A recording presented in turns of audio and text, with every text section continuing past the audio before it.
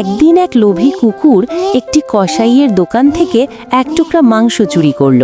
তা দেখে কসাই তার পেছনে তাড়া করল, কিন্তু কিছু দূর গিয়ে সে তার দোকানে ফিরে এলো। এদিকে কুকুরটা ভীষণ ভয়ে ছুটতে লাগলো প্রাণপণে। অনেকটা পথ যাওয়ার পর সে পেছন ফিরে দেখল কসাইটা আসছে কিনা। কাউকে আসতে না দেখে সে তার গতি কমিয়ে ধীরে সুস্থে হাঁটতে লাগলো। কিছুক্ষণ পর সে এসে পৌঁছল একটা ছোট্ট নদীর কাছে। সে তখন মুখে মাংসের টুকরোটা নিয়ে সেতুর ওপর দিয়ে নদী পার হতে লাগলো। সেই সময় নদীর পরিষ্কার পানিতে তার প্রতিবিম্ব ভেসে উঠল। লোভী আর বোকা কুকুরটা নিজের প্রতিবিম্বকে মনে করল মাংস মুখে নিয়ে অন্য একটি কুকুর দাঁড়িয়ে আছে। সেই মাংসের টুকরোটাও পাওয়ার জন্য তার খুব লোভ হলো।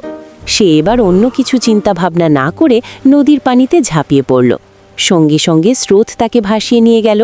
বহু কষ্টে সাঁতরে তীরে এসে কুকুরটা মনে মনে বলল, আর একটু হলেই মরেছিলাম। লোভে পাপ আর পাপে বিপদ। সে আর কখনো লোভ না করার শপথ নিয়ে বাড়ির পথে হাঁটতে শুরু করল।